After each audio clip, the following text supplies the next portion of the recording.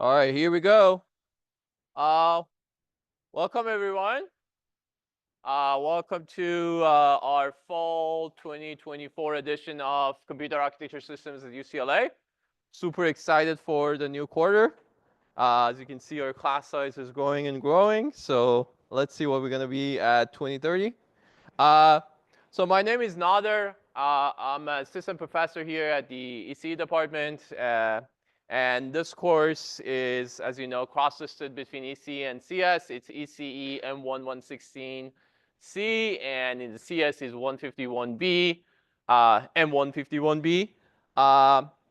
So the agenda for today is I'm going to do like a brief introduction of mainly the logistics, the expectations, different components of the class, and so on and so forth.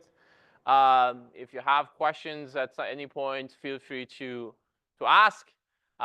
If I didn't answer any of the kind of question that you had, you will also have an opportunity to ask questions.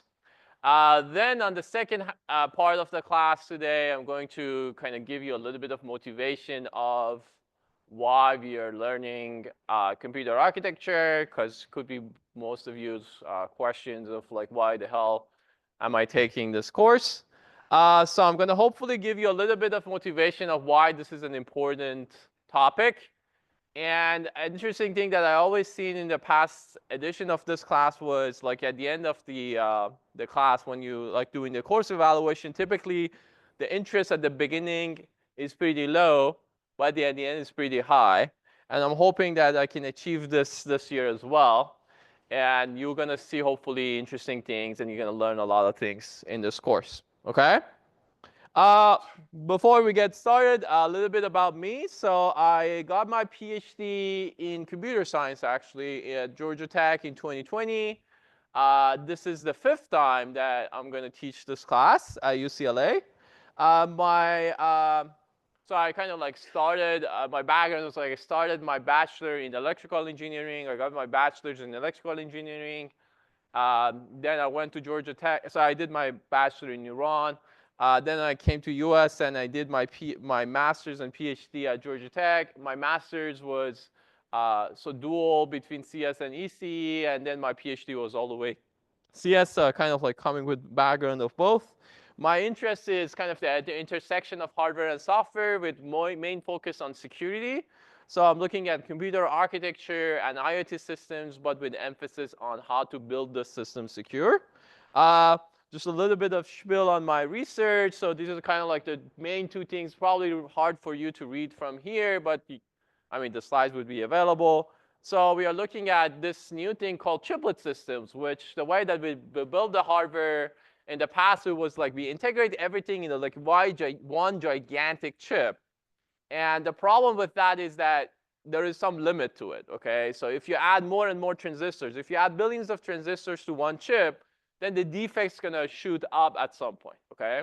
So now the idea is that let's go back to what we had before, which was smaller chip, but let's figure out a way to connect these chips that can communicate much faster. So, and this is the idea of what we call chiplets.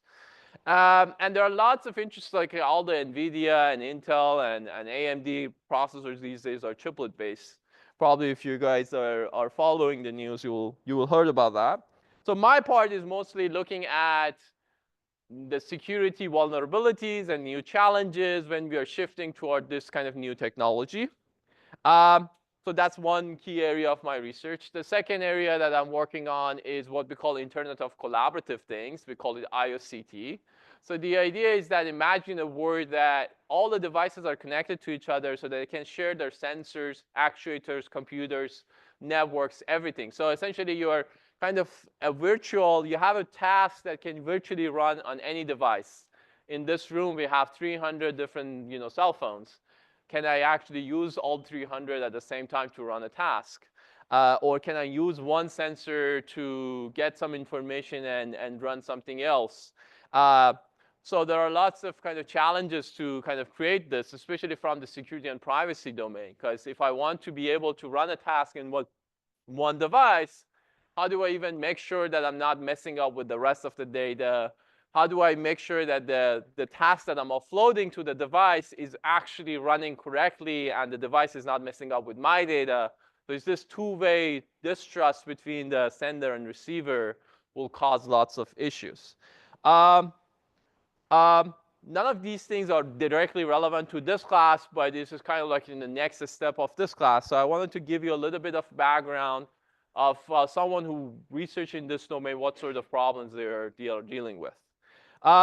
We also work on other topics. So as I said, I'm also very interested in IoT devices and edge devices. So these days, we are looking a lot at security and privacy aspects of machine learning in these devices. How do you do things such as image recognition, and then what happens if the adversary tries to attack the systems? And of course, these days, the name of the game is LLM. So now, what if someone tries to jailbreak, and how we can actually kind of protect the system from being jailbroken, and all those things. If you're interested in any of these research, if you go to our website, you will see the kind of details of every projects and our papers and so on. If you want to do research, you can contact me at any point during this class, especially if you want to do related to the topics of this class. Best thing to do is kind of talk to me at the end of the class, and we can definitely do something.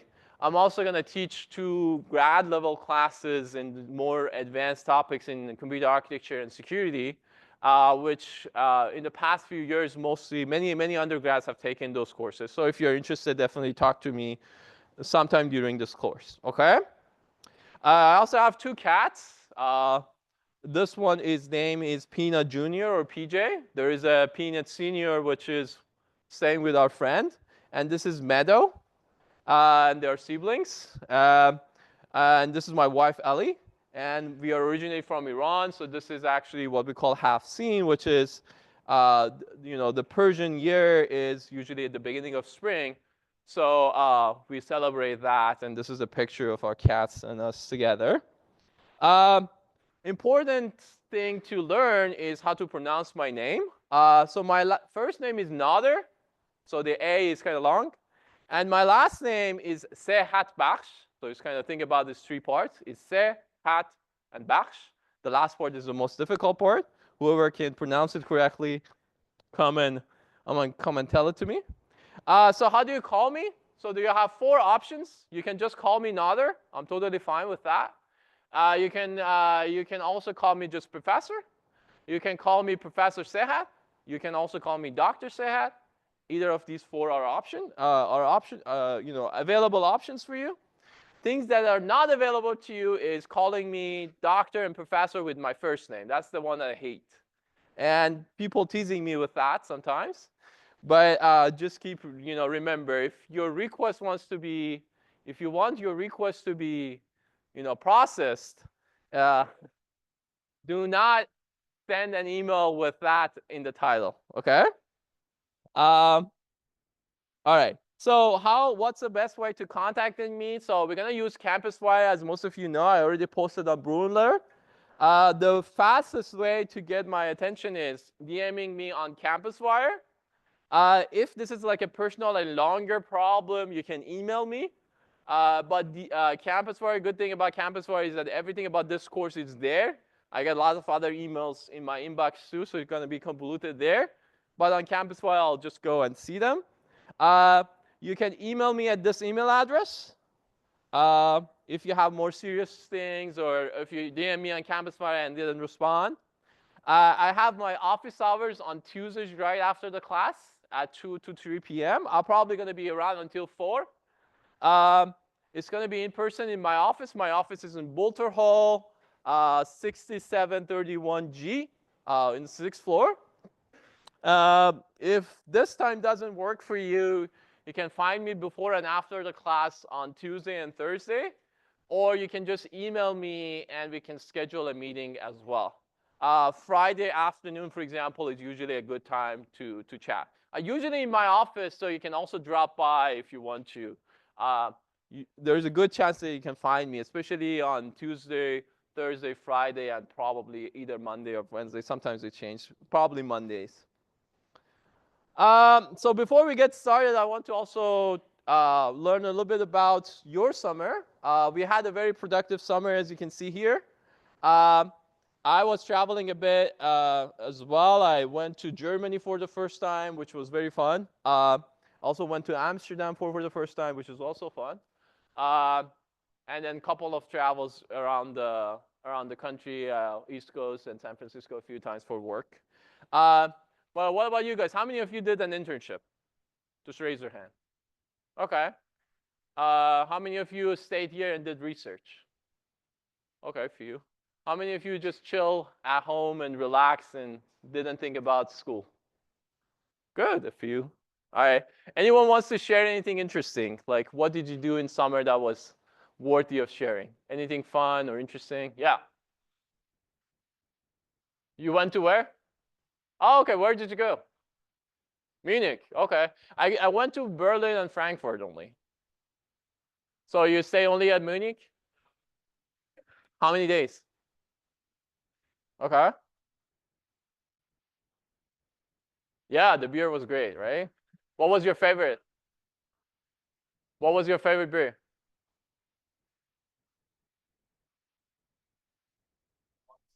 Oh, okay. So it was like a local. Nice. So you had like Wise beer? Oh, really? No, it was good. Cool. Anyone else wants to share? Yeah. Psychology classes. Tree psychology classes. Okay. And I feel like the mind is completely broken by that. What was it about? Like, I took a class on intimate relationships, one on health science, and uh-huh. the third. Okay. So now CS versus psychology, which one do you pick? I think I want to do both. Okay. Nice. So you want to do a minor in psychology too? Okay. Cool. Yeah. You went to Canada. Okay. Which part? Vancouver. Okay. Yeah, I love Vancouver. It's very nice. Okay. Anything interesting in Vancouver? Did you do any hike or did you went to Victoria or? Okay. Cool. Anyone else? Yeah. Amsterdam. Okay. How was it? All right. Was it first time? Okay. How long did you stay? Where did you stay? In this like a downtown area kind of thing? Okay.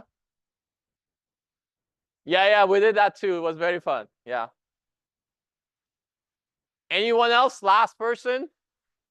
Yeah. Oh, you went Germany and Amsterdam. So there is a good chance that we saw each other on the streets. So how long did you stay? 2 weeks. Where did you go in Germany?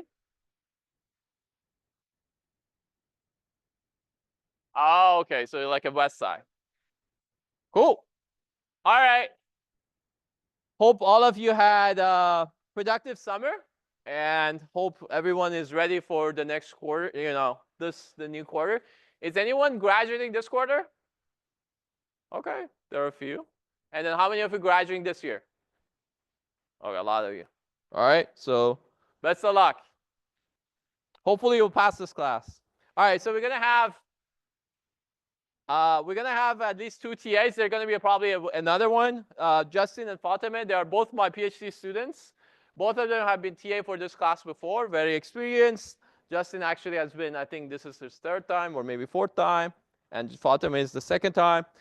Also, the best way to connect with them is through CampusWire.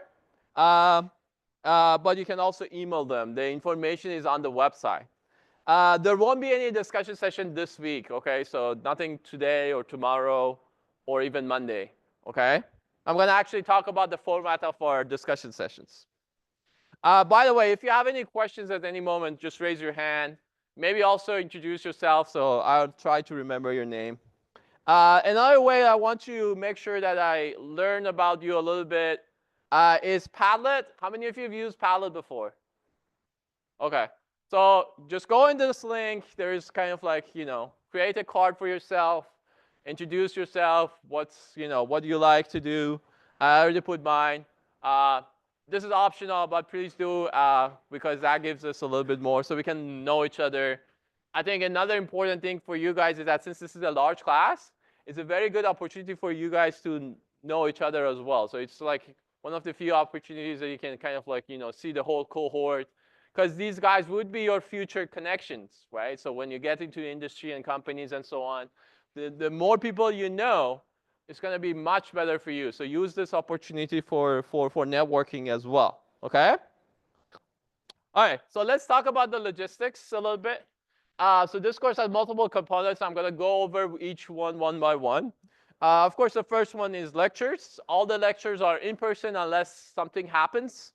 Or I might travel. I'm actually traveling one time this quarter, which might be with one of the quizzes, but I'll let you know. All the lectures will be recorded. I'll post them usually within 24 hours on YouTube. I'll share the links on the website. I'm going to show you the website as well. So I'm going to use Zoom to record, but you're not allowed to get into the same Zoom with me, okay? So don't ask for the links for the Zoom. I'm not going to share it with you. And if I see someone that's joining the Zoom, I'm going to find it and I'm going to kick you out of the Zoom, okay? So you're not allowed to join the Zoom.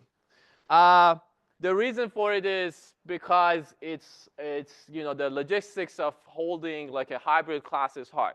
So you either come here and watch, be in person and see the lectures, or you can just watch it anytime you want, right? So there is no in between, okay?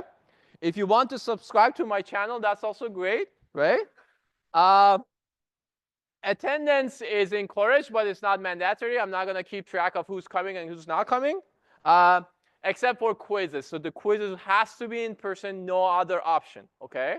So other than that, if you don't want to come to the class, it's totally up to you. Typically what happens is I see like 50% of the class immediately drops. I mean, not coming to the class, not dropping, but probably this would be the first time and last time I'm going to see some of you, except for the quizzes. The good thing about coming to the class, though, is that you can ask questions and you can stay up to date with the lecture. So I highly encourage you to come to the class. And again, it would be an opportunity for you to meet other people and talk to the other people. So do consider coming to the class. But if your schedule is kind of doesn't allow you to come to the class, that's also totally fine. When I was a student, I had this 9 a.m. class that it was very hard for me because I'm not really a morning person. And I missed a lot of that class. But the good thing was that it was cross-listed with an online class. So at Georgia Tech, we had like the first MS computer science program that we had an online option back in the day. And the class was cross-listed with that, so we had actually access to the videos. And I really enjoyed those videos because then I couldn't, I missed the class and I could watch them. So that was the moment I decided that whenever I become a professor, I want to make sure that everybody watch the, record and see the video. So that's the motivation. And I see that, the feedback that I received from many people is that they enjoyed watching the videos. They can watch it faster, 3x, 4x, I don't know, whichever. Tell me your record at the end. Or you can even watch it slower sometimes. You can rewatch it and so on and so forth. So the lectures are there for you. I'm going to stay there for a good amount of time, as long as hopefully YouTube is around, so you can actually use it for future as well. But if you can come to the class, please do. A good portion of students who comes to the class could be good because of the lectures would be more interactive. All right. So here's the website, right? This is where all the information. When I say website, I mean this link. If you want to see the previous versions, all the previous versions are also available. If you go to our labs website and go to the teaching, you will see our previous versions. You will also see the versions of my other classes in case you're interested. You can watch them. You can see the previous homeworks and quizzes and all those things as well. I also shared the links of all the quizzes and homeworks and their solutions on our own website, so you can just have access to all of them. One thing to note is that we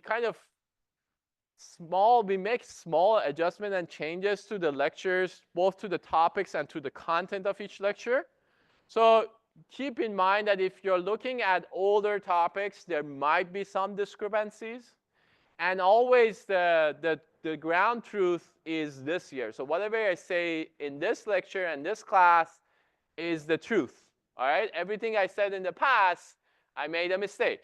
Okay? So just a big disclaimer that if you saw something like, last year's homework and then you write that in your quiz and we don't give you the, the points, you cannot claim that, oh, this was what you said. This was what I said last year, not this year, okay? It's not going to be like tons of differences, but sometimes there are tiny bit of changes. As we do the lecture, you will see why there might be different changes. So just keep that in mind. But most things I would say there is you can use the previous topics as well. All right.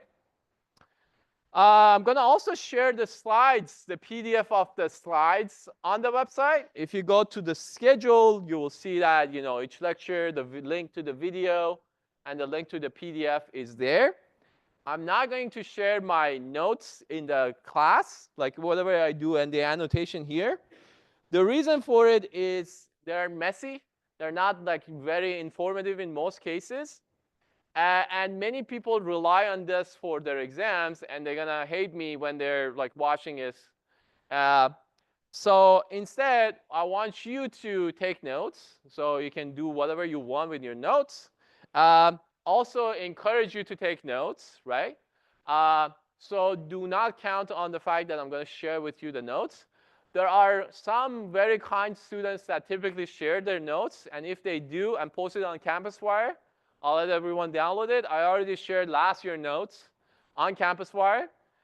So feel free to share your notes to everybody else. They're going to love you forever. So that's the slides. So the CampusWire, how many of you haven't enrolled on CampusWire yet? There are a few. Is there anyone who had never used CampusWire before? A few of you. So CampusWire is like Blue and Learn. It's kind of like for asking, answering questions. You need to sign up for the first time, but it's free. I posted the link on Brew and Learn. Go there, and there is a link, and there is a join code, a password for it. Use that and enroll as soon as possible, because everything, all the announcements, questions, answers, everything will be there. Okay, we're not going to use Brew and Learn at all in this class. All right. So if you don't see any activity in Brew and Learn, it's because we don't use it. So the main thing for CampusWire is encourage asking and answering each other's questions. Everything there is anonymous, which means that you can ask any questions you want without being worried about, oh, this is a simple question, or this is a dumb question, or whatever. This platform is for you to ask any question that you want, okay? So feel free to use it. And also answer each other's question. And again, you can answer anonymously. So again, don't worry if your answer is not fully correct or you're not sure, and so on and so forth. Feel free to answer. Of course, do your due diligence in both asking and answering questions. Don't just put things that are obviously wrong, but things that you think that is correct, put it there. Me and the TAs will regularly check. If we see that there is something wrong, we will edit it or remove it, and so on and so forth. And again, I won't even see who's posting what, okay? So it's not like anonymous to the other. So there are two options on CampusWire. One is anonymous to everyone but the instructor. The other option is anonymous to everyone, including the instructor. So we're going to do with the second option. So I won't see also who is asking questions. So feel free to ask questions. But of course, keep it kind of sanitized and clean and all that, right? And we're going to check it regularly. And as I said, don't just ask questions. Also try to contribute. Try to answer, all right? To encourage you, there will be bonus points for people who are active on CampusWire, okay? So it's going to help you a lot at the end of the class if you're active in the class, okay? One thing that, since this is a large class, there are going to be lots of posts. There's already I think 8, 10 posts before even the class has been started. We usually hit around, I think last year was 1,300, posts, and lots of comments. So we're talking about thousands of comments. So keep in mind to try not to duplicate, okay? So if somebody already asked that question, maybe first read the last 10, 20 posts. There is a chance that you might see it, especially these things happens during the project and during the quizzes, that people ask questions that is already being answered. So if you can kind of like, try to do a little bit of searching first before asking, please do that, because that helps people to kind of quickly find things. Because if there are 10 questions that are all similar to each other, if someone wants to just read through them, it would be a huge waste of time. So you're saving yourself a lot of time if you actually, everyone kind of do some sort of self-filtering. But again, don't hesitate to ask questions. If nobody asks that questions, go for it, right? So ask questions. So the way that we're going to do participation point this year is that I'm going to look at the top 10 contributors on CampusWire. For those of you who've used CampusWire before, if you go inside your, if you go to your account and your name, you will see that there is a tiny number next to it. This number is your reputation point, okay? And I'm going to see the top 10 people, and I'm going to get bonus point to them. I'm going to give 2% of the overall grade to them. So it's actually a huge number. I'm going to add as a bonus to the top 10 people who are the most active, okay? If I see that people are active, I might actually increase that 10 to maybe 20 or something, okay? So be active, and you will receive bonus points. The way that you're going to receive points is by asking questions. There you're going to get like a 1 point or something. If you answer questions, you get much more, like 5 points or something. If people like your answer or someone endorse your answer, then you get like 10 points or something. So that's when, for example, if you post something interesting, you're going to get lots of points.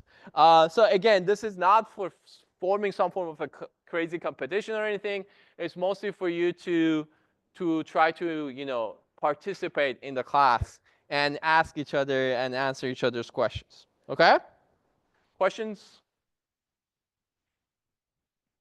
Good?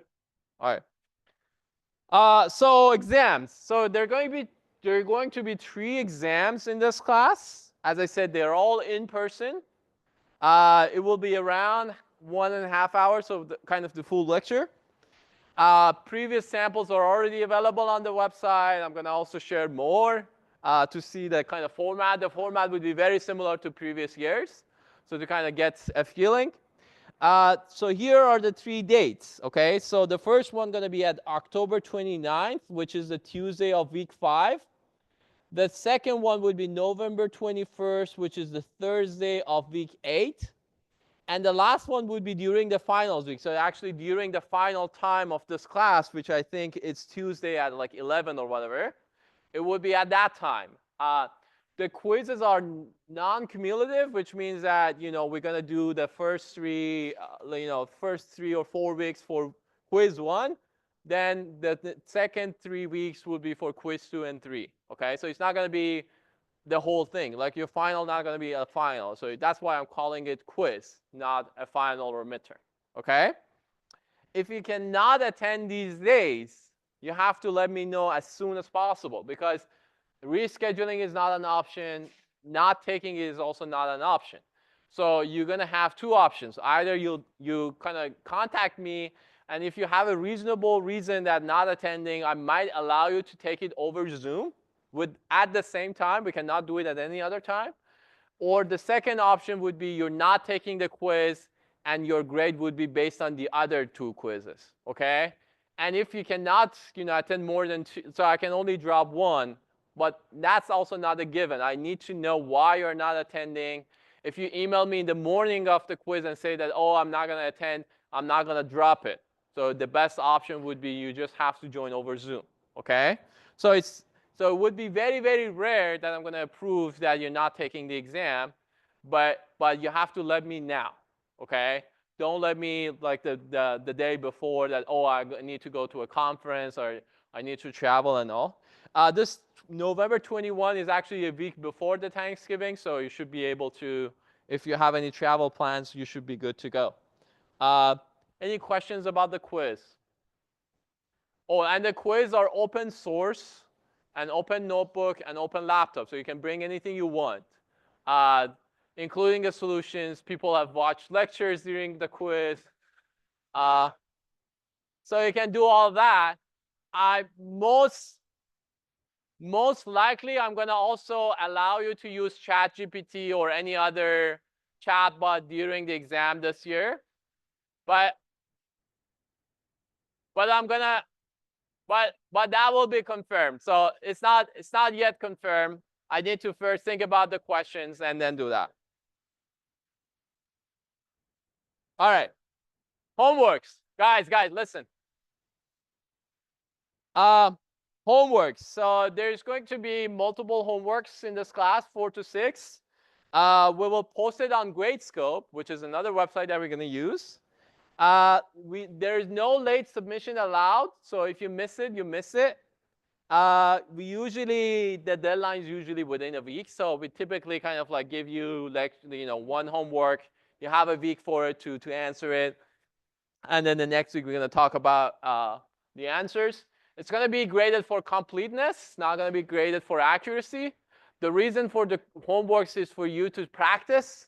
So really use it for practice and kind of like watch the lectures and try to do it yourself. Don't try to share it with anyone else. It's going to be actually very relevant to your quizzes. So if you actually do a good job on your homeworks and you really understand your homeworks, there's a good chance that you can do well in your quizzes as well. Okay?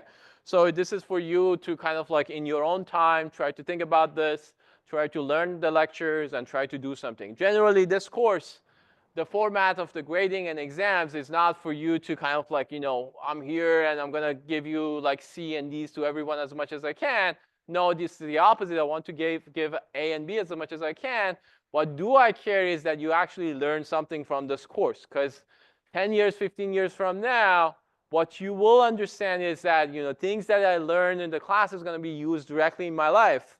So I want to provide an opportunity for you guys to actually try to learn about these things without being worried about, oh, my grade and my deadlines and stuff like that. It's going to be a little bit pressures at sometimes because there are a lot of things to do.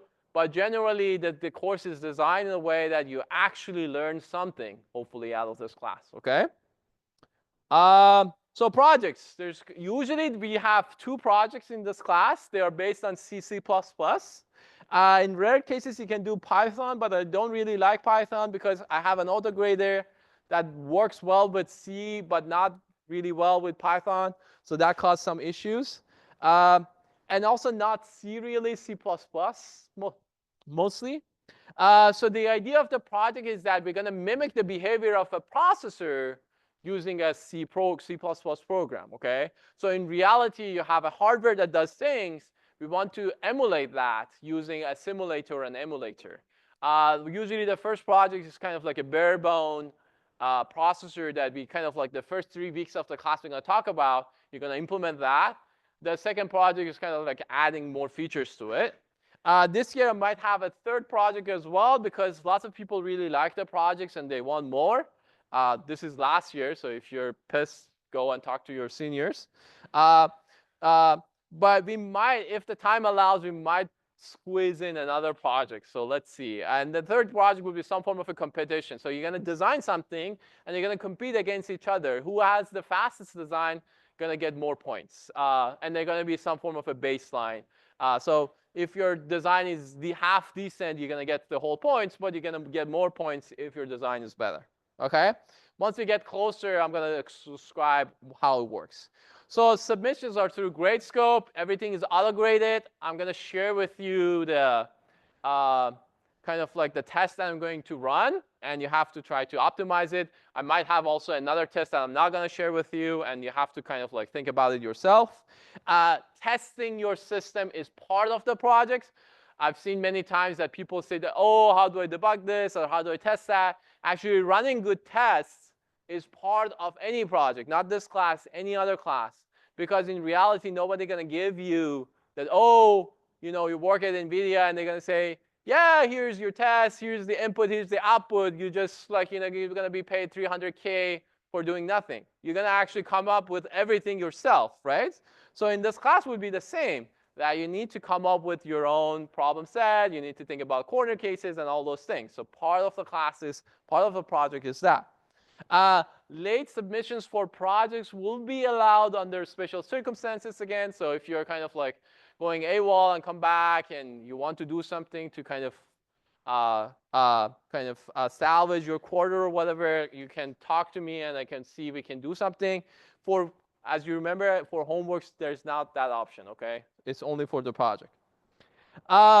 This class also has the honor section. This is ECE 189, section 3.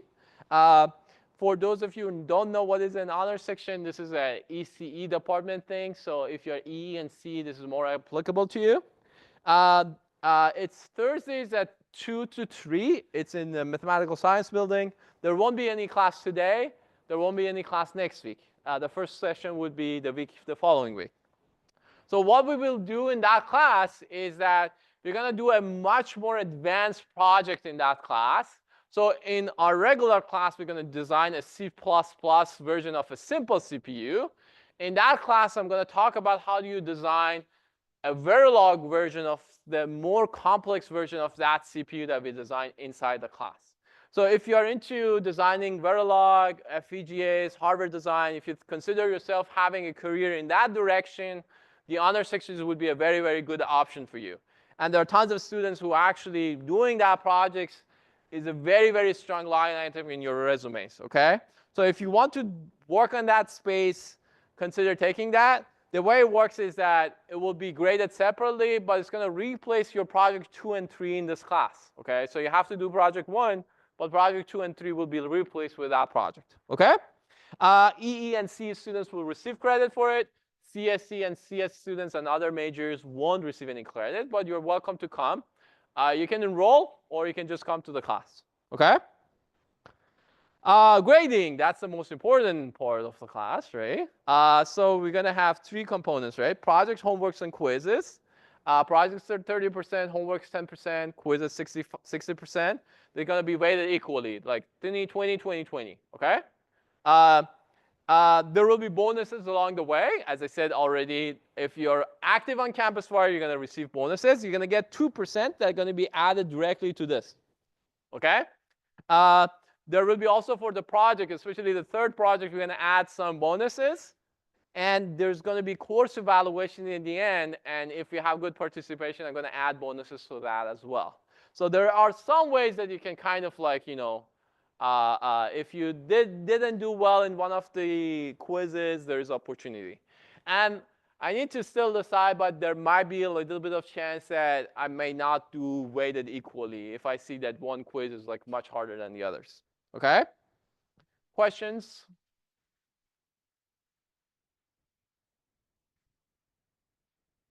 Grading policy, even more important, right? So as I said, I'm going to give you, so usually 60 to 70% of this class gets some form of A or A+. I'm hoping to maintain that, but of course, depends on your performance. I made some changes. So in the past, I usually do absolute grading for A+, but this year I want to change that to the top 10%. The reason for this is that I want to distinguish between the top 10% and the rest of the class. So if you're above 93.5, and this is also increased a little bit from last year, you're going to get an A. If you're in the top 10% of the class, you're going to get an A+. If you get above 90, you're going to get an A-, and then the rest, right? So B+, B, B-, et cetera, et cetera. If you're below 50%, you're going to get an F. Which is usually hard because you just need to submit the homework and the projects and just be present in the quiz, and you're probably going to pass this class, right? And if I see that people are not doing well and the quizzes are like super hard, I might actually scale this up, which means that I might say that A is going to be 90% instead of 93%. So it's going to be only helping you. I'm not going to scale it down, which means that, oh, if I see 100% of the class is getting 95, I'm not going to change this. So this is there. So you can hold me accountable for this number. It's only going to help you if you want to change it. Okay? Questions? All right. So kind of like summarizing the components. So there's the class website that I showed you there. This is where we're going to post the lectures. the slides, the videos, the homeworks, the projects, the links of everything is there, okay? You will see also the syllabus and the kind of like the basic information about my office and my TAs and their emails. Then we're going to heavily use CampusFire for all the announcement and Q&A and direct messaging. And then we're going to use Gradescope for submitting everything, including the homeworks, the projects, and the quizzes. Okay? And everybody should be auto-enrolled on Gradescope. Those people who kind of joined the class later might not be joined. I usually refresh the roster, a few days. So you're going to be auto-joined. If by the time that the first homework has been, published, you're not on Gradescope, message me and I'll add you to Gradescope. CampusFire, you have to enroll yourself, okay? So if you're not enrolling, that's on you. You're going to miss it. So just enroll it as soon as possible, okay? All right, so about the enrollments, I think, so this class size is growing and growing. In fact, I'm showing you the enrollment size starting fall 21. I think 2021, we had around 106. No, yeah, around 160. I think the first 2 years was just, around 160. The very first time it was during COVID, so it was around also 100. Last year it went to 260, and now we are at 320 or 30. There's still, I think, 11, 12 people on waitlist. Most people on the waitlist will most likely get in automatically, but because I think the classroom has around 350 people space, I'm going to allow everyone, as long as the class size allows, I'm going to let everyone to come in. So get on the waitlist if you want to get into the class.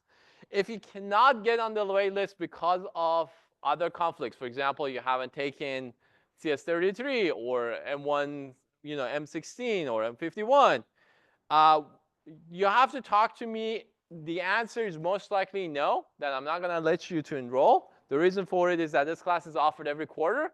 So you can take, for example, CS33 or M51 this quarter, and then you can take this class with another professor, much nicer professor.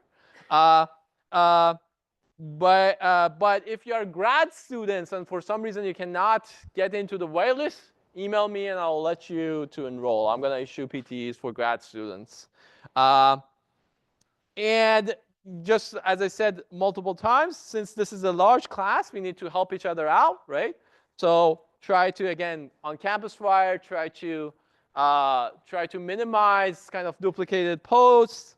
Come to the office hours if you have questions, but feel free to email me. But it might take some time for me to answer everybody's questions, right? Because it's not scalable. It's one too many kind of thing. But we will do our best, and we handle this class, I think, reasonably well in the past editions, so we should be fine. But yeah, also keep that in mind, okay? All right, so discussion sessions. So there won't be like a traditional discussion sessions that you go to the class and TA will lecture. The way it works for us is that we're going to post a video. So the TA going to record the lecture similar to the lecture I'm recording, mostly like, talking about some topics, and then trying to solve some problems like previous homeworks, last year, quizzes, stuff like that. And we're going to post it on CampusFire, okay? Then you can go to the office hours, there are 2 office hours, one on Friday afternoon and one on Monday afternoon, and ask questions from the TA, okay? The TA will sit there. They're not going to lecture. They're going to be there to answer your questions. You can go in groups and batches and then talk, and then they can teach you things. You can also watch the lectures and post your questions on CampusFire, and then we can answer things on CampusFire. Attendance in any of these discussion sessions are completely optional. Nothing will be recorded, so discussion sessions I'm not going to record. The reason for it is that the format is not kind of like lecture-based. The lecture itself will be recorded and posted, but the interactions during the Mondays and Fridays not going to be recorded. Usually notes are not also going to be shared, okay? So you have to watch it, take your own notes. And again, the reason for this is not because we are kind of like, don't like it, because we want you to actually watch and learn and pay attention, okay? So as I said, usually the lectures will be posted around Friday times, mostly Friday morning. the office hour is going to be on Monday and Friday. Mine is on Tuesday. And the details about which room and which time going to be posted on CampusWire. So just ignore the discussion sessions that you have enrolled. There is nothing there, okay? Don't go to the discussion sessions. The time and locations will be different because we need a larger class for more people, okay? So just ignore that, and there's nothing this week, okay? So you can just move forward, all right? Textbook. So we're going to have an optional textbook. This is the famous Hennessy Patterson book, a RISC-V edition. Make sure that if you are going to get it, get the RISC-V edition. There's also a MIPS edition. There's an ARM edition. In this class, we're going to focus on RISC-V edition. So make sure that you use that. We're going to have some optional readings, especially on the first half of the class. But not many things, like the second half would be very different from the book. So not everything in the book will be covered. But yeah, if you want, this is a useful book. There's also available online typically, so you can find it. All right. All right. So last thing about the logistics is that this is something that usually happens at the end of the course. People requesting me recommendation letters, and I'm more than happy to provide it. I usually provide a lot of letters. There is a criteria for it. The number one criteria is that you have to receive an A+. That's why I want to cap it at 10%. Or, so this is not and, this is or. You can receive an A, but you have to be active. In other words, I have to know you. How do I know you? You have to either be active on CampusWire, or you have to be active on office hours, or you have to be active in the class. And this is a noisy process, which means that you are at my kind of will that whether I know you or not, and my memory might be very messed up, and it is messed up. So I apologize if it doesn't work all the times, but I try my best, okay? And if you say that I know you and say didn't, I'll probably trust you and say that, okay, I will write the letter, okay? And the third option is that if you're doing some form of a collaboration or doing research with me, okay? So if you want to do research, that's also another option. Doing research, though, doesn't mean that you just do research for 10 weeks and that's it. There should be some meaningful collaboration, okay? But I'm more than happy to provide letters if you satisfy any of these conditions, okay? Questions?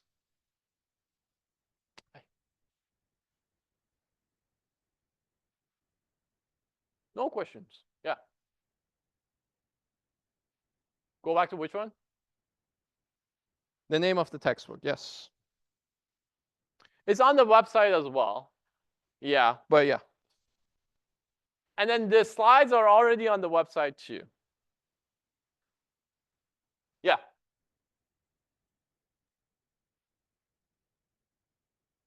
How much extra work does it require the honor seminar? So the honor seminar is heavily loaded on the kind of like second portion of the class because you need to learn a little bit at the beginning, but it takes 40, 50 hours of work for doing the project of the entire quarter, kind of. But it also depends on how much you know Verilog. But yeah, it's a complex project, but almost all the people have done it in the past, like those who took the course. So again, it's more of like whether you like it or not. Yeah. The honor section. So the question is the honor section will be recorded? No. But I can give you the notes of the projects if you want to. Yeah.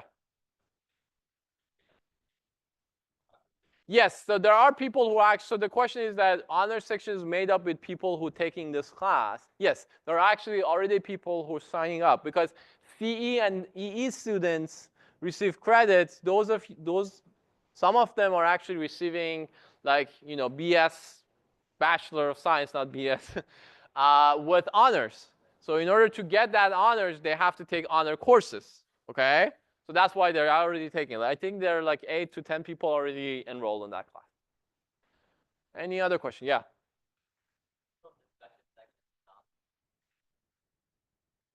What is, say it again? Yeah, as I said, there is no official, so the official discussion sessions are those 2 times that we're gonna post, Friday and Monday. That's the discussion sessions plus the videos. Okay?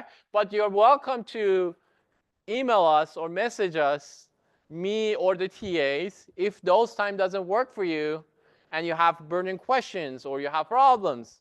You can email us and we can schedule a one-on-one with you as well. But try to come to those times, that's the best time. Easier for us as well because we cannot accommodate lots of one-on-ones. Yeah.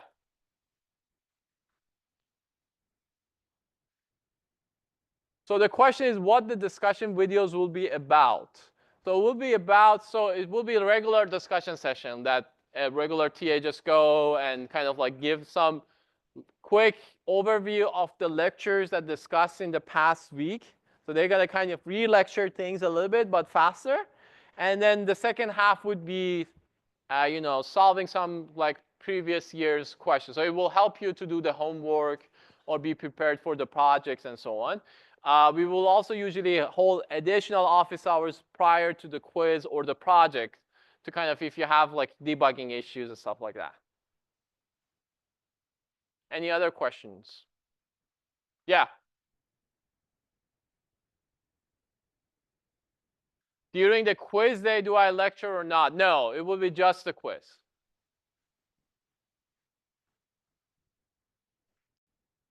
All right.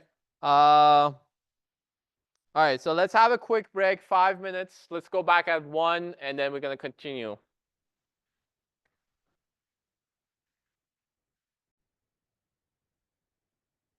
All right, let's continue. Quick announcement, there will be the ACM Fall General Meeting next Tuesday at 6:30 to 8:30. If you guys interested, they have lots of cool stuff, different sub-clubs, like I work with cyber sometimes. Yeah, there's AI, right? So IEEE also has a GM next Friday, I think at 6. I'm actually official advisor of IEEE, so you're gonna see me there too if you want. If you miss me between, Tuesday and Thursday, you can come to the Friday as well, right? Is it at 6? Do you know, guys? Jerry, do you know if it's at 6 or is it 6:30? Yeah. So our IEEE Podium is next Friday, October 4th, 6 to 8 Mall. Please show up. We're about a project and everything. Yeah, it would be at Hmong. So, all right. Any other GMs, any other clubs that you want to announce? If anyone is part of any other club, now it's time. Yeah, go. Hi everyone, I'm the president for the Society of Latinx and Youth Scientists. We have our first GM next Thursday, 6 p.m. to 2 million. If you want more information, go on our Instagram, see like Solas, find our Okay. Room space, we have our general meeting today, 6 to 8, right over there, PS 76. So be there. Pizza's gonna be there. So Yeah. Hi everyone, I'm project manager for Engineers Without Borders. We have our GM at 6:30 p.m. on Monday. I believe it's in the mall. Okay. All right, 2 more and then we're done. Yeah. We have 300 clubs at UCLA, so. Staff director for ASME, that's the American Society of Mechanical Engineers. We've got our first GM on Monday, September 30th in Boulder at 3400 from 6 to 8. Now check it out if you're combat robotics, underwater robotics, or anything epic. Yeah, there's the mechanical also does lots of cool stuff. Yeah. Last one. All right. And for most project needs for a really easy conversion, you have a Volkswagen Beetle that we're converting to a fully electric vehicle. We'd love to see you guys come out to our general meeting next Wednesday at 6 p.m. Cool. Last one.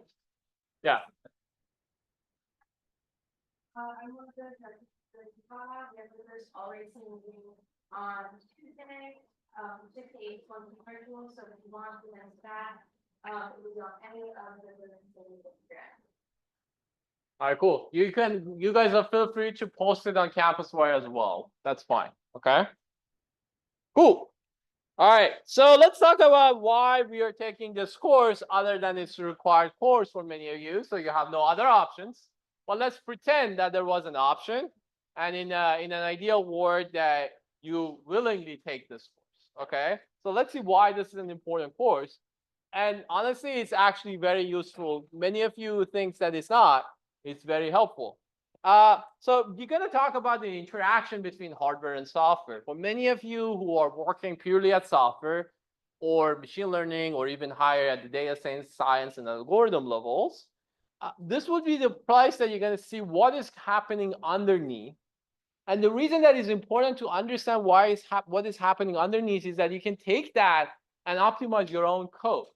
Because functionality is important, but how fast things run is also incredibly important in these days and age, okay? So if you're running a new software or designing a new systems, you have to understand what are the bottlenecks, why my system is not running as fast as it needs to be.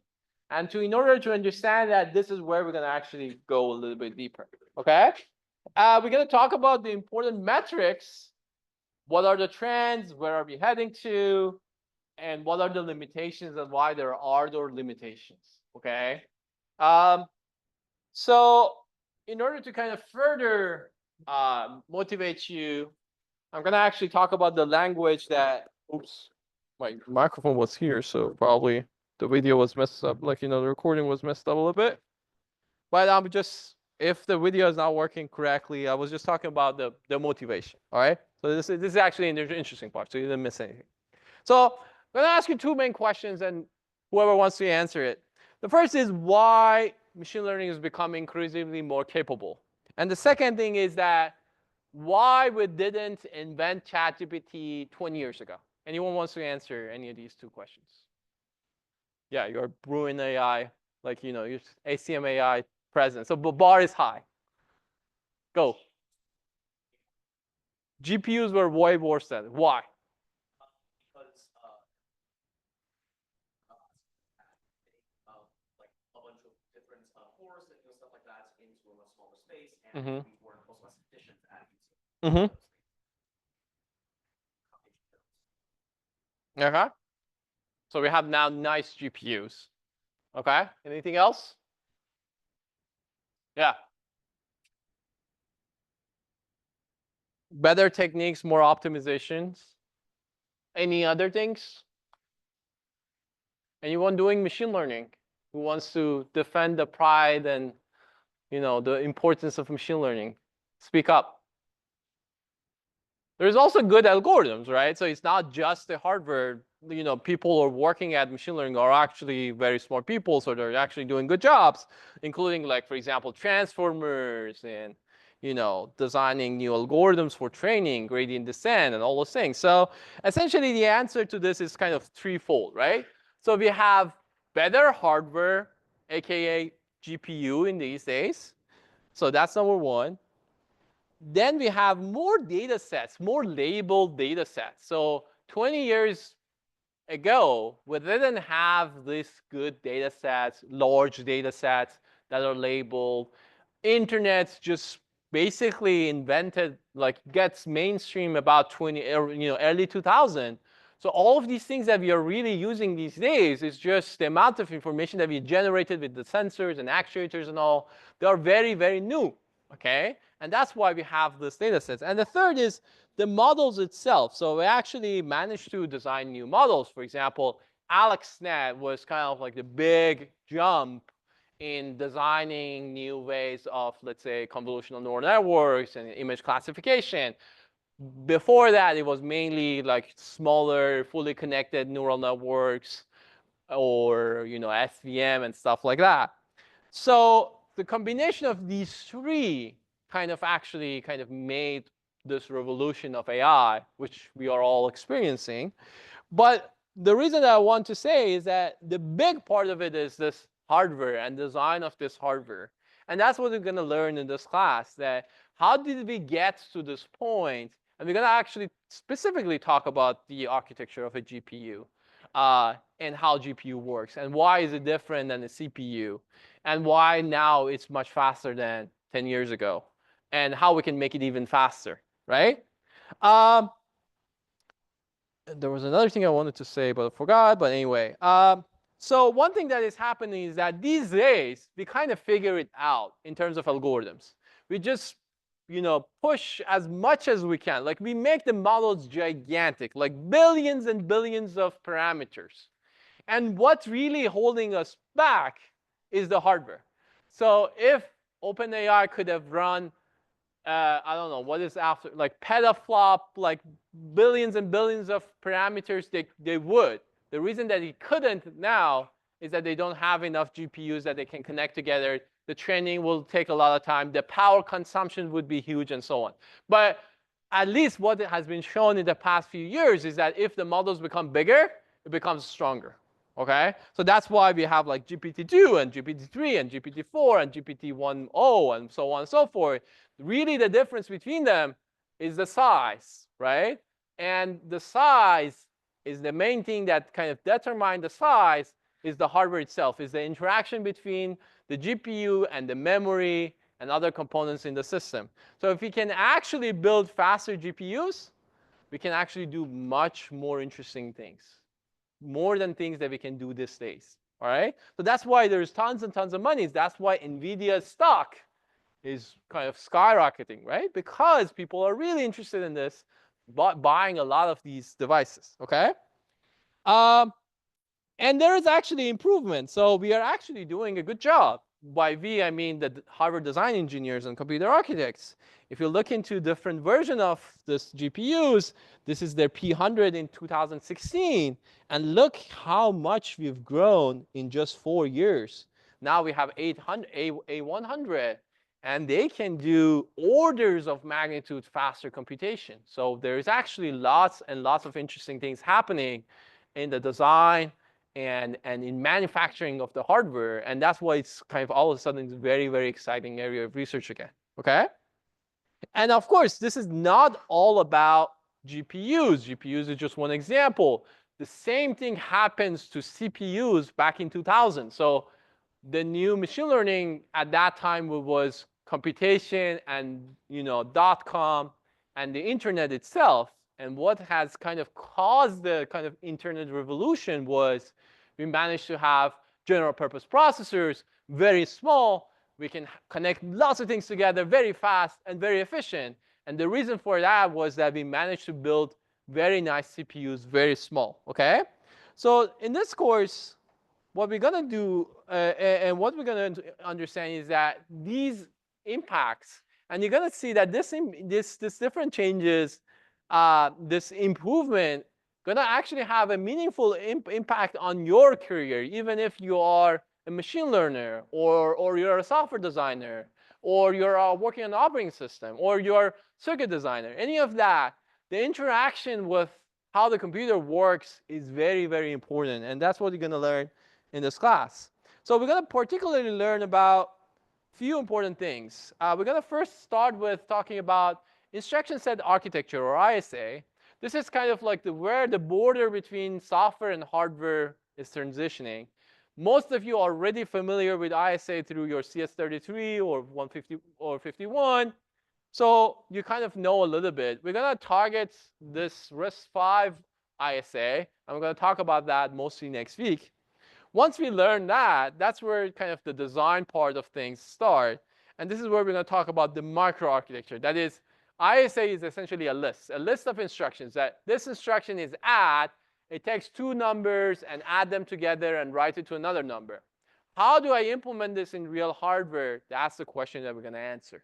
Okay? We're going to design a system that can understand many, many different instructions, and we're going to implement that. But implementing that is not enough. It has to be fast. It has to be power efficient. It has to be energy efficient, and all those things. So we're going to talk about how do we make it much more interesting. How do we optimize that design? Okay? So we're going to talk about three main things: pipelining, speculation, and parallelization. And these are kind of like the main ingredients of a computer architecture design. Then we're going to shift our focus to memory. We're going to talk about memory hierarchy, what is caching, why we need caching, what is main memory and all. Because computation is important, but you need memory to kind of interact with computation. You cannot do everything on the fly. Then we're going to talk about multi-core, and that would be the gateway to design of a GPU, because GPU is just this massive multi-core system. We're going to talk first about what are the issues when we are, instead of running things on one CPU, distributed in multiple CPUs. How do we distribute it? And what are the problems? We're going to talk about coherency and consistency issues. And this will be like the last part of this class. And then we're going to talk about the GPUs at the end. which is kind of like a combination of all these things, okay? So basically kind of like this part would be your kind of quiz 1, this part would be your kind of quiz 2, and this part would be your quiz 3. So this is kind of like the division of these topics, okay?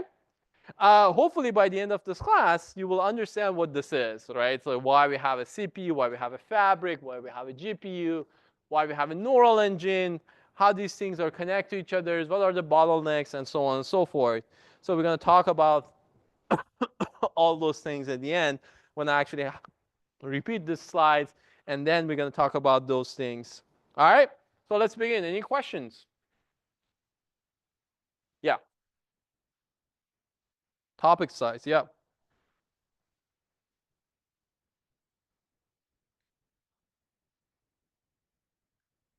Any other questions? All right. So by begin means we already began, but let's begin talking about this. So let's talk about how the computer works, right? So let's go back to the basics.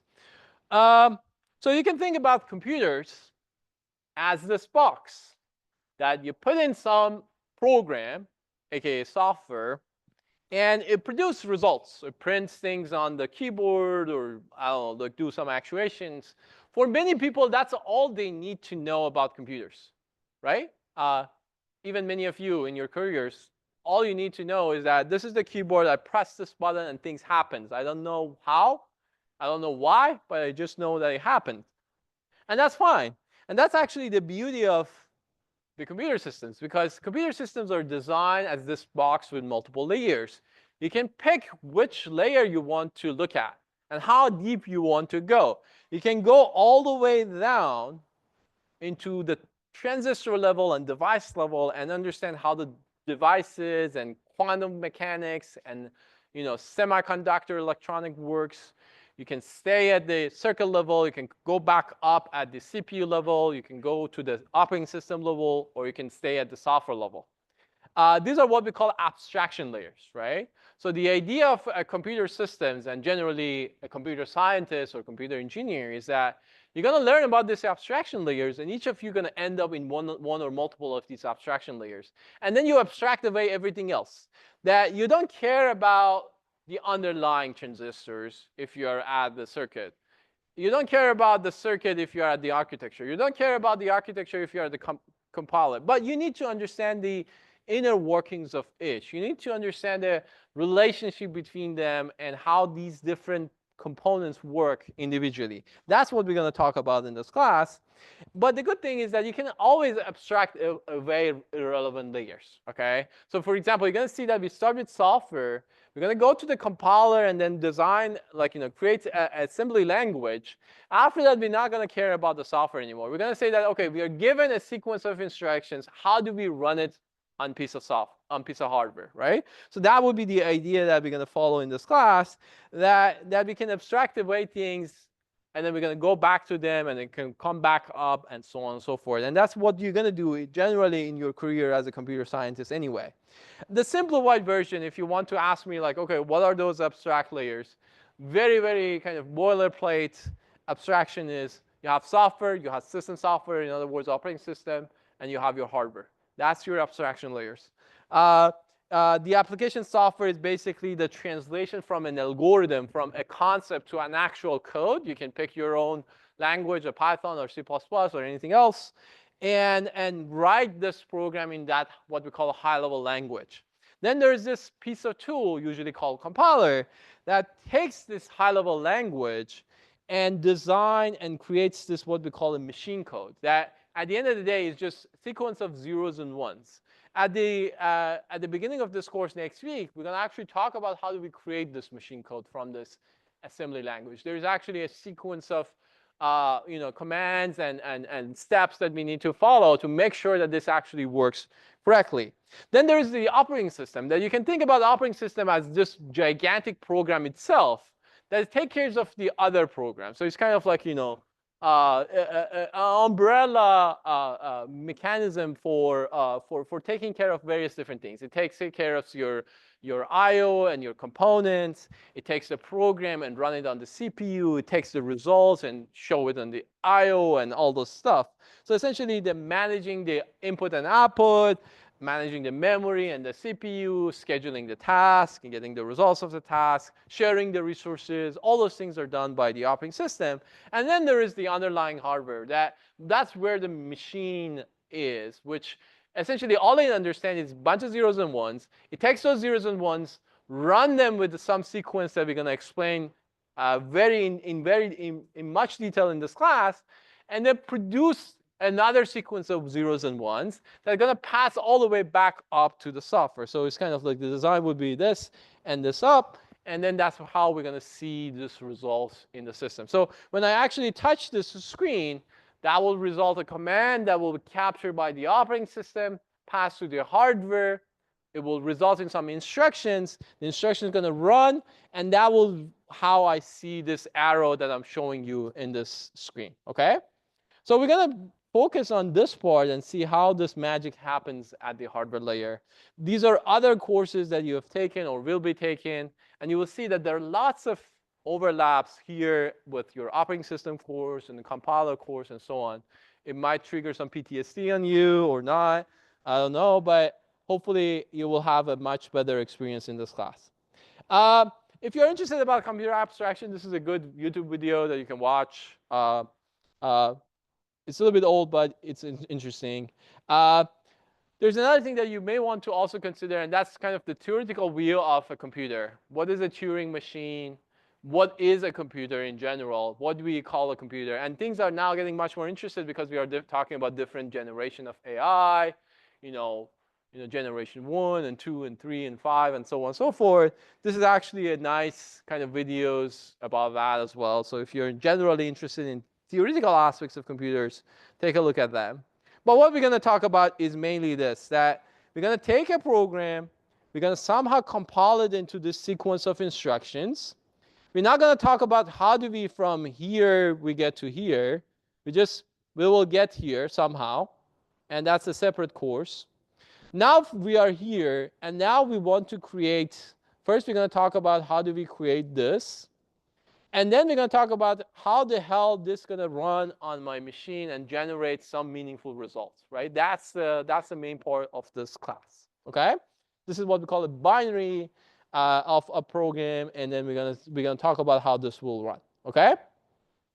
All right, so let me talk a little bit more about how this trick works. And then next week, we're going to talk about the details, all right?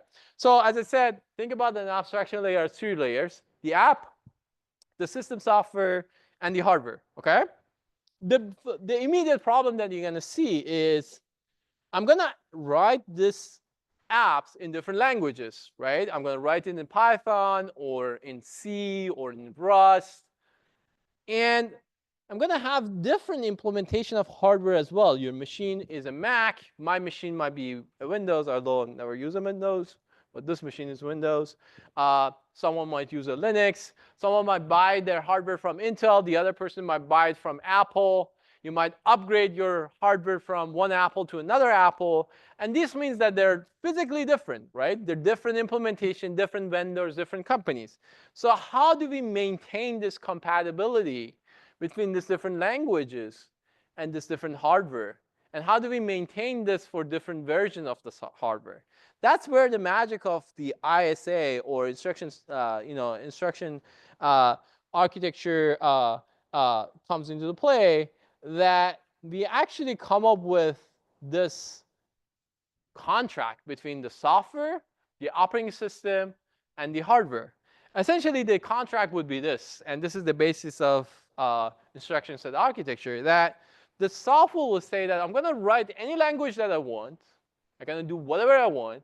But in the end, I'm going to provide you this piece of software called compiler that can generate sequence of instructions, and we're going to agree on that sequence of instructions, okay? So if I write it in Python or C or C++ or Rust or any other languages, at the end of the day, all of them will create a sequence of instructions that hardware will understand.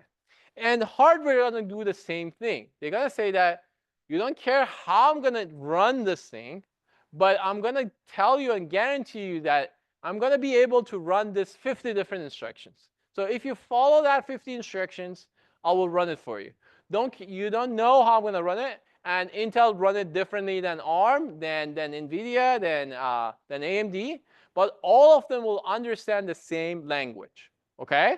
That's what we call instruction set architecture. That's the contract between software and hardware that we're going to build the system this way, okay? And then the beauty of this is that then it creates an interface that now I can make these two things independent from each other. I can change the software whichever I want as long as I follow the same, create the same sequence of instructions. I can write different languages. I can make it more object-oriented. I can make it more understandable for human and whatever.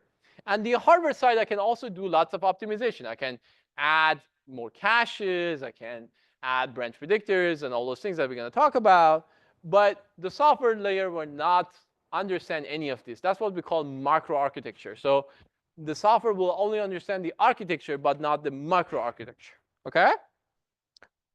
So essentially, what the software sees in this model will be storage locations, essentially memory, and operations. So this is add, this is multiply, this is subtract, these kind of things.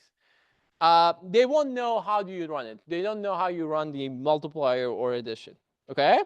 What hardware sees from the software side is the sequence of instructions and their operands, okay? Again, we're not going to understand what is an object. We're not going to understand anything at the software layer.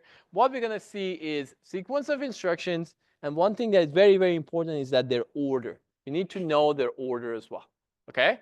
So if you have this, then we build our systems. And that would be the basis of this class, that we make these assumptions. And now we're going to go that, OK, now I have the list and their order. I need to design a hardware that can run this thing efficiently, OK? We're going to focus on what we call RISC-V. So it's actually pronounced RISC, and this is number 5. This was the 5th edition of RISC that was designed at UC Berkeley. That's why they call it RISC-V. The reason that we are going with RISC-V is that it's an open source ISA, which means that if you build hardware based on this architecture, you don't need to pay royalty to anyone. Versus if you pay, for example, if you build based on x86, which is the ISA for Intel and AMD processors, this is then closed ISA, which means that you have to pay royalty. Similar for ARM, but there is pros and cons. So RISC-V has its own tool chain versus ARM and x86. But for education purposes, we're going to talk about RISC-V. But principles are very similar to any other. So like ARM and x86 also kind of follows the same format. x86 is slightly different because it's a CISC. When I actually talk about what is RISC, it's called reduced instruction set architecture versus CISC, which is the complex instruction set architecture. Let's talk about later what is the difference between them. But for now, we're going to talk about RISC-V, OK? So now the question is that, OK, now I have a list, and I want to implement this in hardware. What do you think is the main objective of designing hardware? Anyone? First day at the job, you're asked to design, architect a computer. First question you're going to ask is what? Yeah. Efficiency or performance. You want your computer to be fast, right? That's the main thing that the system should have. Okay. Everything else is secondary. And then when you say efficient, we mainly means fast, right? So fast, or other words, what we call performance, is the main thing that we build our computers. It's kind of 99% of the time, that's the only thing that we care. Okay, faster and faster and faster. If you watch, for example, Apple announcements of their new hardware, they're going to say that, oh, this machine is 20% faster than the previous machine, right? That's what always all of them will say, right? So faster, faster, faster. That's the main thing in hardware. What else? Anyone else wants to chime in and think that? Yeah. Power consumption. So you want many devices to be less power, consuming less power. Yeah. Cost. So in some cases, you care about the cost as well. Yeah. Durability. Or let's call it reliability in general, right? So you want your system to be reliable. That works correctly most of the time. Yeah? Say it again. Low heat generation. So it shouldn't produce a lot of heat. Anybody else? Yeah. Size is also important. Yeah. So you want to be small. Yeah. It needs to be able to run some special cases in some cases. Yes. One important thing. Yeah. Who said that? Good job. So it has to be also secure, which is not many people actually care about. But yeah, so system main thing should be performance. It should be also power consumption. It should be low, or in other words, energy. The cost, then reliability, and then security. Your system has to be secure. And these things, especially this part, is usually the secondary issue. So which means that you first design your system to be fast, then you think about the others. And that's the major issue. That's why most of our systems are not actually secure. And then if you're interested, we were going to talk a lot about this tiny thing, entire class of next quarter. Okay. So if you care about this part, I'm going to talk a lot about this in another course. But as I said, performance is the main thing, okay? But there are some cases that other things becomes much more important. For example, think about the tiny device that you're gonna implant in your body, right? So a pacemaker, for example. There, performance is not that much important. Reliability and energy efficiency is the most important thing, right? Think about, for example, the device that you're gonna send to space. Reliability and the cost or the size is the most important thing. So there are different applications that things might change, okay?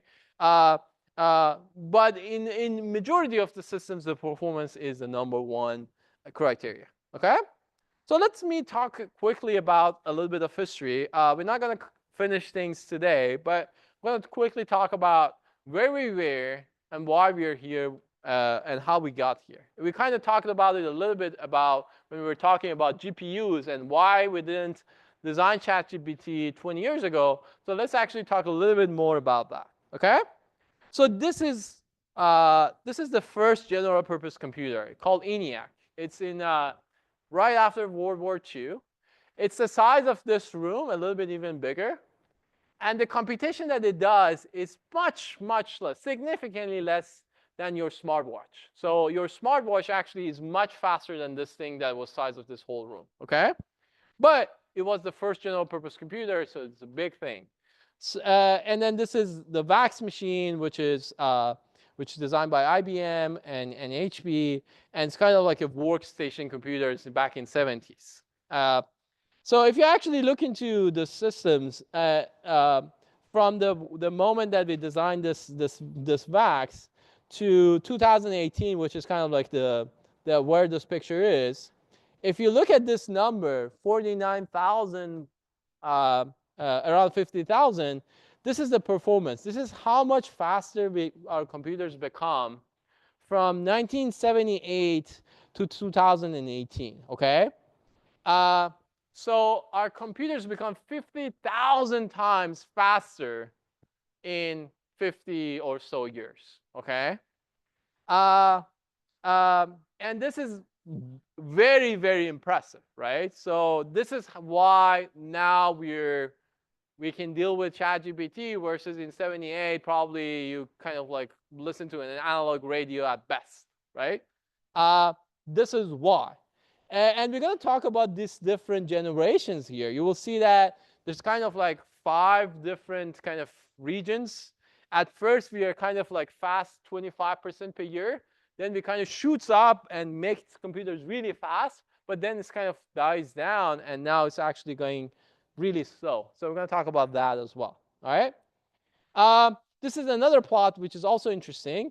So the blue one is the clock rate. This is how fast we can clock our systems. And again, in 1982, it was 12.5 megahertz. And now we can do 3,400, much faster clock rate. And kind of clock means how fast we can do things. So you can kind of like, correlate with that. And then you can also see the power. And the interesting thing about power is that power is not always going up. It's actually sometimes going down. And that's another beauty of our designs, that it's not just faster means more power. You can actually design more power efficient systems that is also faster. And that's also very interesting. So again, if you compare, you will see that 300 times faster clock rate compared to what we had in the first generation of Intel processors. So 8286, it was kind of like the first generation of Intel processors, and Ivy Bridge, and this is, by the way, it's already very old. So this is Ivy Bridge, which was 2012. Now it's like, I think, 3 more generations of Intel processors. Clock rates, although it's kind of similar still, so it's not really, clock is not going up anymore. I'm going to explain why. But it's like, at best, it's like around 4 gigahertz these days. But the power consumption is kind of like staying kind of flat as well. Another thing is that it's not just the CPUs that gets faster. The memory also gets denser and denser. So this plot is also always very interesting to me. So if you look into the amount of the biggest memory that the highest end company could build, in 2006, it was 1 gigabyte, okay? And look, started with 76, and in 2006, 30 years later, we managed to build 1 gigabyte memory, and that was a huge achievement. But look what happens. From 2006 to 2010, in 4 years, we doubled that. So whatever we did in 30 years, we doubled it in 4 years. And we doubled that in 2 years. And we doubled and tripled that now in 6 months or so. So now, like, if you buy a system with 4 gigabytes, it's a joke. Nobody's going to buy that, right? So you're going to buy things in hundreds of gigabytes, right? GPUs, for example, these days, this high-end GPUs has hundreds of gigabytes of RAM. And this is RAM, by the way. This is not a hard disk drive, which could be terabytes and all, okay? So actually, if you look at it, this is 2 to the power 17 times more storage compared to the first version of DRAM. And that's, again, a huge improvement. So in short, we have come a very, very long way in all aspects of computation, in how fast it runs, how powerful it is, how power efficient it is, how much memory we have, and so on. And the last thing that I want to show is that you might think about that, okay, things are faster, but should be more expensive. But if you actually look into the numbers, you will see that the price of ENIAC was this, and now price of like a high-end server these days is only 800. Like, for example, if you look at the Apple, you buy a new phone, it's much faster than the previous version, and it's still the same price, which means that we not only managed to build faster computers, but there are cheaper computers, which is very, very interesting. So we actually kind of do things the opposite of what we expect, that we build things that are faster, we are building things that are smaller, and we're building things that are cheaper. And that's very, very interesting. That's the main reason that the semiconductor business is growing and growing and growing because of this. All right, so what's the secret sauce? So where does this improvement are coming from? We kind of talked about it. There are 2 reasons for it. First is we managed to have better technologies. This is mainly CMOS technology. We managed to build smaller and smaller transistors. So we started with like 100 of micrometer of a transistor. Now we are at 3 nanometer. We are at at 1 nanometer, and so on. This is the size of the transistor. So we started from like 1 transistor being built in Bell Labs in 50s to trillion of transistors in this iPad that I'm writing on it, right? So that's the innovation in the technology, in the material sciences, in the VLSI design, and so on and so forth. And the second thing is, which is the focus of this course, is the computer architecture tricks, that the things that we did in designing this, in assembling these transistors, that makes our system much, much faster, okay? So on the technology side, and we're not gonna talk about this anymore in this class. The short story is that we build more transistors. Okay, we had like vacuum tube in 51. In 2013, we have billions of transistors. Okay, and the cost also reduced significantly. Okay, this is actually what's called Moore's law. So Moore's was this very famous guy, one of the co-founders of Intel. He kind of made this prediction that actually turned out to be true. And he said that every 2 years, the number of transistors in an IC doubles. And it actually, in fact, it did. So if you actually look into the actual commercial products, you will see that it's actually followed this double line. So that's how the semiconductor business grows. Okay? But the important thing is about this Moore's law, which is the number of transistors double every 2 years, is that it's about economy. Because if we double the number of transistors and the cost also doubles, nobody's going to buy that, right? At some point, it's going to saturate because at some point, it's going to be so expensive that nobody's going to buy it. But if I can manage to reduce the cost as I'm developing the system, now it's when people are gonna buy it, okay? So in other words, what it says is that the cost per transistor is actually reducing because we are packing more transistors, but the cost reduced. So the cost per transistor from one technology to another technology actually reduces, not increasing. Okay? So so this is actually the impact of the Moore's law. Essentially, what happens is that once we double the number of transistors, other things will also change. Okay? And this is what we call Dennard's scaling law. So this is another law. And this is another famous guy. And this guy basically says that if you look into the Moore's law, and basically what it says is that the cost of, the number of transistors doubles. If you look into the other things, including the area, we'll see that if you want to maintain the chip area the same, so I pack 2 times more transistors, but I keep the area the same, what will happen is that now the size of each transistor should shrink by 50% because I put double of those transistors. In other words, if I think a transistor as kind of like a rectangle, each dimension will reduce by a factor of 0.7 because 0.7 squared is around 50. Okay? So in other words, what is happening is that transistor sizes in x and y dimension is reduced by 0.7. Okay? So what does that mean? It means multiple things, and that's why the cost and the power efficiency of this system actually stays the same. This will be the first and last time you're going to see equation in this class. So don't worry about seeing equations, but it might be helpful to see it, and probably this is going to be the last slide, maybe another slide today, and then that's it. So what happens if I shrink the size? First thing is the voltage also will be reduced by the same factor. Why? Because voltage is the electric field times the distance. Okay? So if I have my transistor something like this, if this size reduces, okay, if I want to maintain the same electric field, the voltage has to go down. V is equal to EL, probably physics, I don't know, 1B, 1C, whatever. So the voltage goes down. The electric field stays the same because I want to maintain the same electric field in a transistor. So voltage goes down. L also goes down. So now L is reduced. What happens to the delay? The delay will be also reduced. Why? Because the delay is current, is voltage times delay is your current.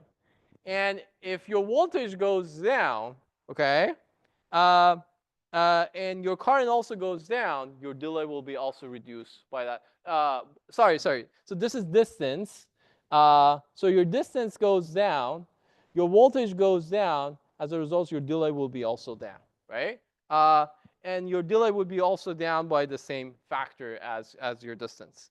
And this is basically means that more intuitive is that if I have this transistor, if I have a current that if I have one electron that wants to go from here to here, if I reduce this distance by a factor of 2, if this is the same electron, it will just take 2 times faster from here to get here, right? So lower distance, faster. So it means that the delays of each transistor, the switching of each transistor would be also by a factor of 0.7, okay? And now if you look at the frequency, since frequency is 1 over delay, my frequency actually increased. Remember I told you that my clock frequency goes up? That's the reason, because my transistor shrinks, my delay reduces, my frequency goes up, which is great. And finally, the capacitance also reduces. I'm going to let you guys to decide how, but this is basically your area. Remember, your area was reduced by a factor of 0.5. Your length was reduced by a factor of 0.7, which means that overall your capacitance also reduces, okay? So why I'm showing you these things, I want to show you these things because I want you to show you the power. And the power is C times V squared times F.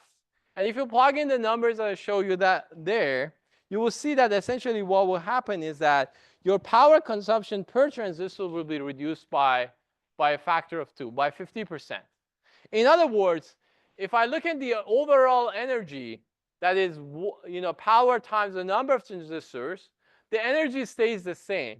And that's the very, very important part of scaling a big system, because I doubled the number of transistors, but nothing changed. My system got faster because the length got lower. My power consumption stays exactly the same as it was. My voltage also goes down. So all great things happening as a result of scaling, okay? So keep that in mind. And then this was the last time you saw anything physics related. From now on, we're going to just talk about like mainly higher level things. But gonna see you guys on Tuesday.